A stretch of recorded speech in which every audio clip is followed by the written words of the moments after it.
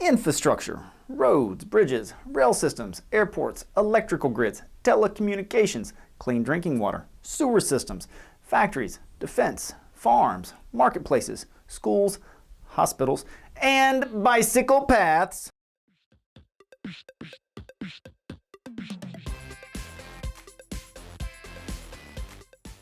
Strangely, a component of infrastructure that is seldom mentioned is a healthy workforce. I wish to pose the question: is a healthy workforce an integral component of societal infrastructure? Admittedly, every traditional component I mentioned a moment ago is important to economic development and societal stability. But should an able-bodied workforce be considered a component of infrastructure? Well, I guess the question we really need to be asking is, can all of these components be successfully put into place and maintained with any old workforce, regardless of its health status? In my opinion, the answer is no! And there's a lot of data in peer-reviewed professional journals indicating that unhealthy employees reduce productivity. In this video, I'm going to share topics I feel must be covered in health education to ensure the health of our workforce. Each subsequent week after the release of this video, I will go into detail on each topic. Topic number 1, critical thinking, or what some health educators might call intellectual health. I personally break them into 2 separate learning units because critical thinking leads to intellectual health. In my opinion, the single most important thing that I can teach students is critical thinking skills. For people who are well educated, spotting bogus health claims is a piece of cake. But it takes being educated about the experimental rigor that's involved in medical science before a person can truly comprehend the dramatic difference between professional clinical care and the quick fix gimmicks that we see advertised day in and day out. By the way, the Federal Trade Commission regularly fines companies for misleading advertising, including a lot of household names like Kellogg's and Reebok. And just to quantify the magnitude of the problem, I'm going to quote former FTC Chairman John Leibowitz talking about Kellogg's. "We expect more from a great American company than making dubious claims not once but twice that its cereals improve children's health. Next time, Kellogg's needs to stop and think twice about the claims it makes before rolling out a new ad campaign, so parents can make the best choices for their children." Step 1 in understanding critical thinking is understanding the scientific method. Mo data, mo validity. On its most fundamental level, the scientific method is just data, observation. Data, data, a better observation. Data, data, data, even a better observation that leads to correct conclusions. Quite the opposite is true of most health-related information you will encounter on an average day. The scientific method helps ensure logical decisions are made based upon empirical and reproducible evidence. A really good example of the scientific method in practical application is the FDA drug approval process. It is extremely comprehensive and requires that pharmaceutical companies spend a lot of time, money, and effort before their drugs are allowed to be marketed and sold. This process usually results in drugs being safe and effective. Interestingly, the FDA recently approved 2 new weight loss drugs, Belvic and Kissimmee.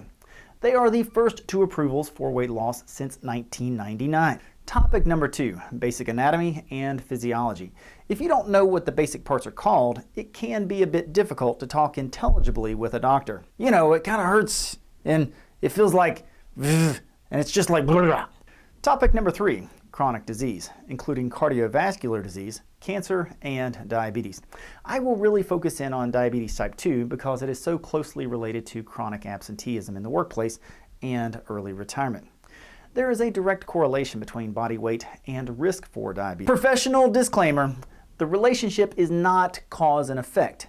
Many of the lifestyle behaviors that lead to obesity also lead to diabetes type 2. There is a direct correlation between body weight and risk for diabetes. Over the past 50 years, we have seen a distinct trend in body weight, and as expected, we have also seen an increase in diabetes. This trend is not slowing down, and the Centers for Disease Control predicts that by the year 2050, as many as 1 in 3 adults will be diabetic, if current trends continue. That could result in a lot of absenteeism and lost productivity. Of course, I will also address cardiovascular disease and cancer, and as it relates to cancer, I will encourage you to get immunized against a very common virus that can cause cancer. Topic number 4, nutrition. It's important. Topic number 5, infectious disease. It's a big deal. Lots of people still die from common infections. Before the advent of antibiotics, infectious disease was the leading cause of death. And even today, many people don't access the healthcare system until it's too late. I will also be going into depth on the difference between how a virus makes you sick and how a bacteria can make you sick.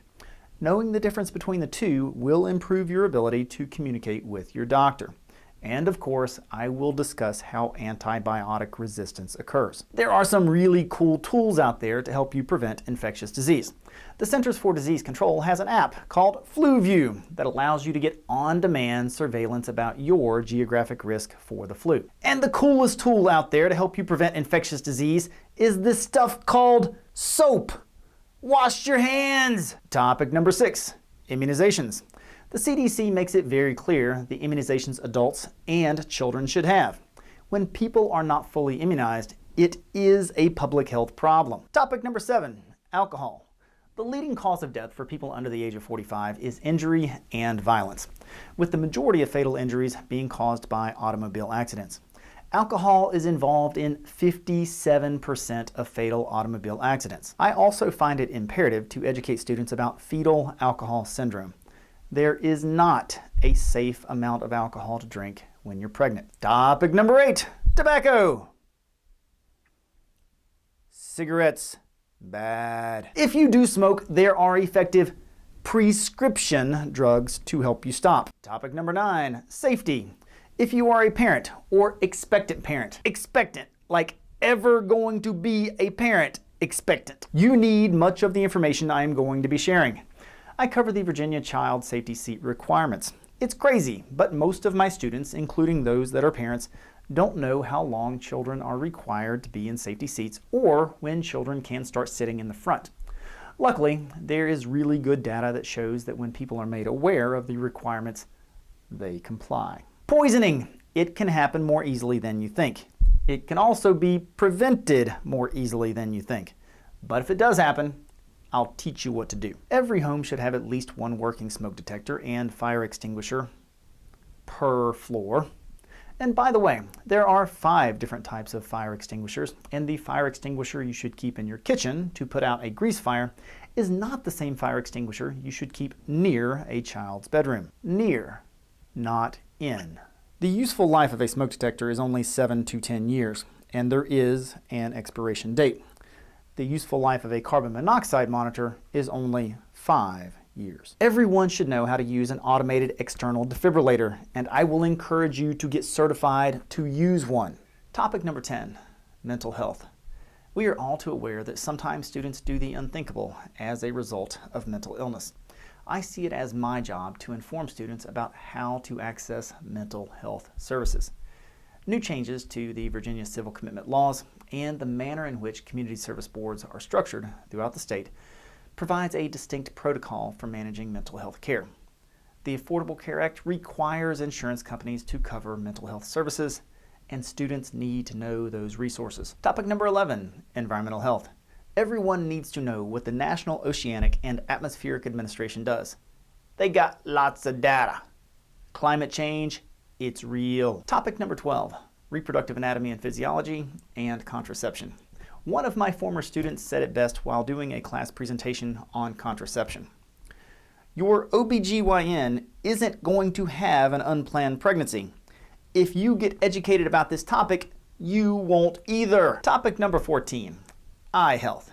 There are a lot of things we can do to maintain the quality of our vision as we age. One is always buy sunglasses labeled UV 400 or 100% UV protection. And as much as I hate to break it to you, sugar's bad for your eyes. Topic number 15, Health Insurance Protection and Portability Act, or HIPAA. You need to know your medical rights. Topic 16, dental hygiene. 16% of children ages 6 to 19 live with untreated dental caries. 23% of adults 20 to 64 live with untreated dental caries. If you are scratching your head saying, "What's a dental carie?" you need to watch my video. Topic 17, financial literacy. Although some might find it smug, arrogant, or even vain, I am willing to stand up in front of class and say emphatically, money is important. Caring about your financial health does not make you an elitist or superficial. Basic financial literacy empowers you to make responsible decisions. Financial illiteracy almost always ensures a person will be victimized and monetarily oppressed. Topic 18, intellectual health. Critical thinking makes people curious about the world around them. Our place in the universe is tiny, but it is growing every day as Voyager makes its way out of the solar system, as we continue to research Europa, Saturn, and of course, our red sister planet Mars. The global space community is getting ready to launch its 52nd mission to Mars, and NASA is actively pursuing a manned mission to Mars. It is an amazing time in which we live, and it is time to get really excited about science, technology, engineering, and math. Lastly, a topic that everyone is now required by law to know about, access to care. The individual mandate of the Affordable Care Act requires you to obtain health insurance or pay a fee. The place to start is healthcare.gov. Open enrollment begins November 15th, 2014 and ends February 15th, 2015. Open enrollment is the perfect time to look at your income, recalculate your subsidy, and most importantly, shop the available health plans to make sure you get the coverage you need. If you have low income and wish to know if you qualify for Medicaid or FAMUS, the place to go is Cover Virginia.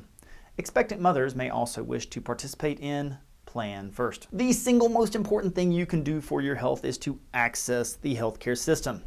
If you want more information on how to do just that, subscribe to youtube.com/ramblingprofessor. Follow me on Twitter, become my Facebook friend on my professional profile page, follow me on Pinterest, follow my blog on Tumblr, or just use the good old email machine.